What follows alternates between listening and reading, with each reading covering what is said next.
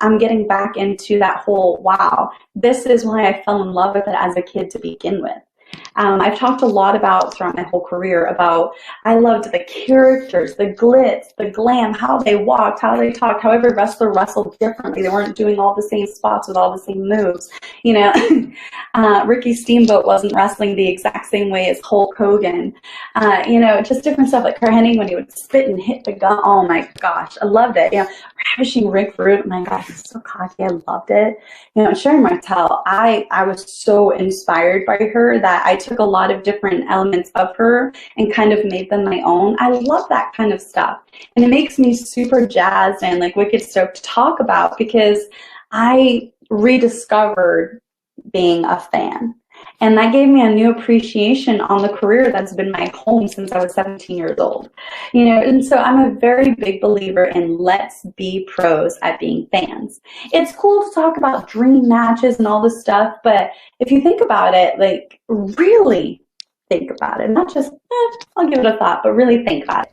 If you could have control over a program, how would you write it?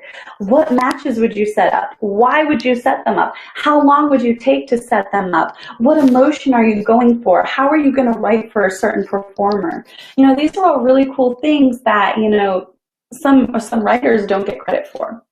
You know, the star can be phenomenal, but if they have a horrible storyline, they're going to look like a horrible star. You know, and the same thing, I call them the unsung heroes, so to speak. And for me, those are the gear makers. I feel like wrestlers need to have tons more respect for gear makers, and I think fans should realize just how much work the gear makers and the seamstresses actually do. They can take a star and turn them into a mega star, and that's what I love about all the little nuances. I always say the devil is in the details, okay? And for me, it's true. You can go from looking to looking like, wow, I need that picture. I'm going to go buy it right now. I want to take a picture with them when I buy it, and I want it signed. And I'm going to frame it and put it on my wall. What would you rather have? Or the latter? I know I would rather have the latter. You know what I'm saying? So I really feel like they're the unsung heroes. And, you know, the production, when they get that right camera angle, it's like, wow. You know, they can make one of your moves look like cool to looking like, holy crap, they just died. That is the drama. That is the amazingness, okay? Those moments that you want to put on repeat and then hope somebody makes a GIF of so you can see it online. And then it turns into a meme. You know, there's a lot that goes into not just being a wrestler, but also being a star. And I learned a lot of that when I went to Ohio Valley Wrestling. I learned what it meant to work television. You know, I learned what it meant to sell to a camera, work to a camera, what it meant to be in a live audience, but be performing for the people, the millions of people watching at home, what it meant to have an entrance, what my gear should look like, what looks good for your features, and how to be confident and portray different characters and talk differently, walk differently, do different wrestling moves for when you're a different character, all these different things.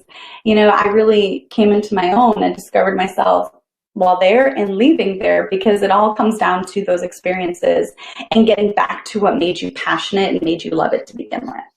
And that's what I feel about being pros at being fans. I think we all need each other as a community. It's not just like peace, love, joy, and happiness, man. No, that's not what I'm saying. I'm just saying, like, we can do better as a community and a pro wrestling industry if we have more support. You know, for example, I saw a female wrestler, I want to say 2 years ago, broke her neck in the ring. And a fan was berating her all over social media, and it came up in my timeline, and I was just like mind blown emoji. The fan was tearing her to pieces and just tearing her apart. It's saying how it was her fault because she was a wrestler and she should have expected it to happen, and too bad she only has basic health insurance from her shoot job, and then he started tearing her apart for her regular day-to-day job and stuff. And it's like, We need less of that and more mutual respect, you know?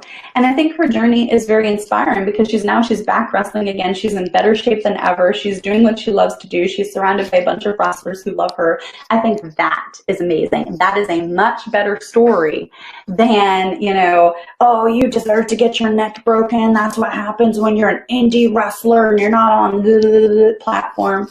That stuff needs to go. You know, if you're a diehard AEW fan, you don't necessarily need to be trying to bite the head off of WWE fans. Everybody can like what they want and find other people that like what you like. And then you all can compare notes like, hey, did you like Roman Reigns doing this? Or, hey, what do you think about Becky Lynch? Do you think she should be going up against Sasha Banks? Like, throw your ideas out there and what you think would be a great match or what you thought was exciting. When I ask those questions on my social media, I think it's amazing. I think it's so cool because I see what everybody has to say and I try to read everyone as much as I can. Like, I think it was last week or the week before when I asked about, no, it was a couple weeks ago when I asked about AEW Revolution.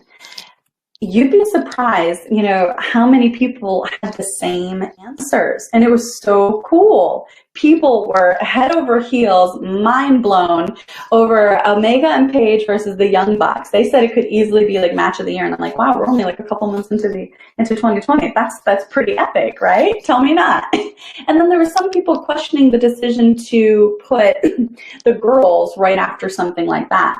And I can understand people's concerns, you know, after having a match like that, you know, fans, it can be exhausting. You know, all that emotion, all that cheering, all that booing, all that, oh, yeah, you know, all of that. It takes a lot of energy, right? And I know I'm like, boo, but I'm jazzed about it. I'm excited. As you can see, I'm going to be so exhausted after this, but it's okay.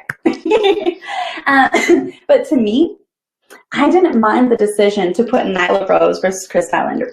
I did not mind that at all. Because to me, as a female wrestler, I'm like, that's a challenge.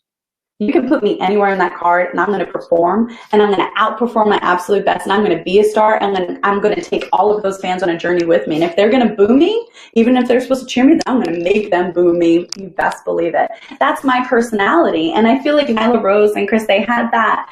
They had that same mentality. They didn't give up. They gave their all throughout that whole match. And whether you like them or you hate them, you have to give them respect for that, okay? They did their job. And they did far better than anybody's expectations. And that is what opportunity is all about. And that's also what support is all about. And that all goes back to, once again, let's be pros at being fans. I have no problem cheering on other people on my social media, no matter what platform they're on, because to me, them succeeding doesn't hurt me. If they're succeeding and doing well, that makes the industry do well, and that makes fans excited, and that makes other wrestlers excited.